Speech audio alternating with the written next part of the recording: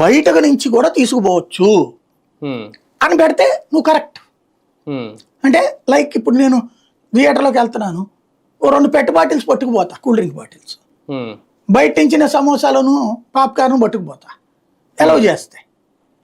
అంటే నువ్వు ఇక్కడ ఓ పద్ధతి ఏం చేయాలా, థియేటర్లో 20 రూపాయలకు మించి సమోసా అమ్మద్దు, 10 రూపాయలు బయట పడుతుంది, 20 రూపాయలకు మించి అమ్మద్దు. సరే మాల్స్లో అయితే 30 రూపాయలకి అమ్మండి.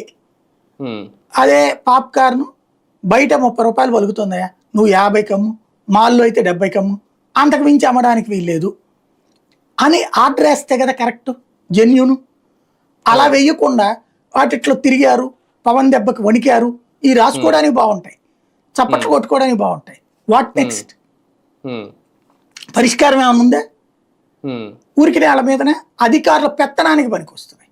ఇప్పుడు వీళ్ళు ఏం చేస్తారు, నీ దగ్గర టాయిలెట్ సరిగ్గా లేదా, మేము వెళ్ళినప్పుడు కంపు కొట్టింది, లేకపోతే మంచినీళ్ళు సరిగ్గా లేవయ్యా అంటారు. సార్ సార్ సార్ అని వాళ్ళు ఏదో అంటే, సరే చూద్దాం లేవయ్యా అంటారు. ఇవన్నీ చూసుకుని ఏం చేద్దాం అనుకుంటున్నావు నువ్వు? ఒక క్లారిటీ లేని ఉద్యమం వల్ల, ఆదేశాల వల్ల ఏంటి ప్రయోజనం? చూడండి అన్నావు, చూసేసారు వాళ్ళు.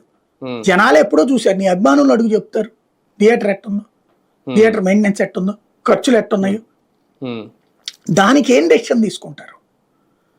సొల్యూషన్ వైపు కాకుండా సమస్యని